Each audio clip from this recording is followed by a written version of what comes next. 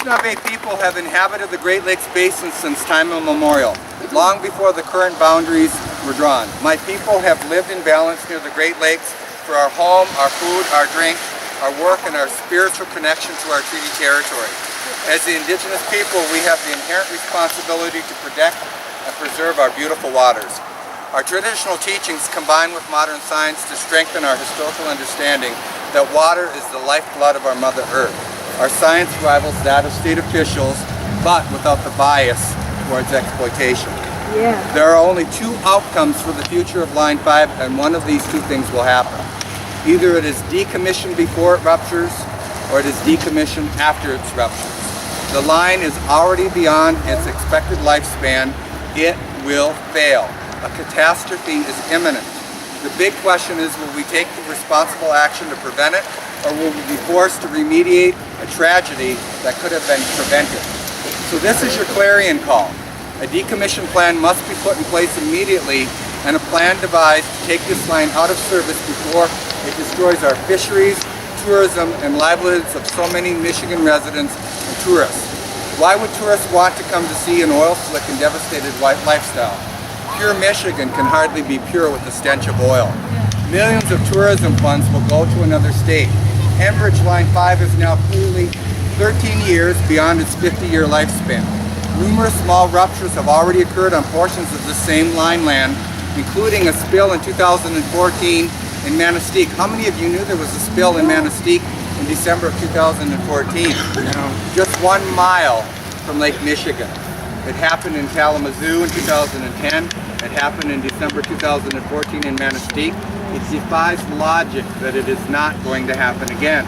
The waters that would be impacted by any spill of Line 5 in the Straits area include the northern Lake Michigan and Lake Huron on this side, which encompasses our fish spawning, nursery, and fishing areas within the 1836 treaty territory. It's estimated that more than half of the tribal fishing effort in the harvest in these waters is likely to be destroyed. For those tribes who fish for whitefish, our balance is very delicate with the invasive species. We believe that the whitefish fishery will be decimated. A practice that we have practiced for thousands of years, the Indigenous people to this territory, a lifestyle will be eliminated when the oil spill right here. God. The state's dereliction here is unfathomable and inexcusable. 1 million gallons of oil sits under the bridge as we speak. A catastrophic oil spill in the Straits of Mackinac would also have the severe impacts of the sports fisheries. So usually Indian tribes are on the opposite sides of the white sportsmen, but on this issue we're in the same boat. Their walleye fishery will be devastated. It would result in a shutdown of the municipal waters for numerous communities, including Mackinac Island over here, and Mackinac Island is Turtle Island. The Anishinaabe followed a woman's vision thousands of years ago when we migrated from the east coast to Turtle Island. Turtle Island will be completely engulfed in oil, and it will take 5 to 6 weeks for the water intakes to be cleaned. Mackinac Island is dependent on our fresh water. The island will have to be evacuated. The people will have to leave. There's simulations, if you go on oil and water don't mix, it shows that within about 4 hours, this whole area will be devastated from a spill. And there is no plan to try to stop the spill. If it happens in the winter and there's 4 feet of ice, there's absolutely no way that they can stop it. Mackinac Island will have to be evacuated. There's about a 4-hour window by which the people that live on Mackinac Island will have to get off. And there's a danger with the boats with ignition, with oil on the top of the surface. And so most of the citizens are going to have to fly off the island. And a lot of my people that live over there are low income and they can't afford to catch a plane across. Our Anishinaabe teachings tell us that waters are lifeblood of our Mother Earth. Damage to our waters would mean damage to our way of life. We will fight to protect what is ours. Join me, and later on my friend Lon Johnson, who has another speaking engagement from the 1st Congressional District. He has been one of the loudest voices in bringing attention to this issue. I'm grateful for him doing that. His opponent, his name is Bergman.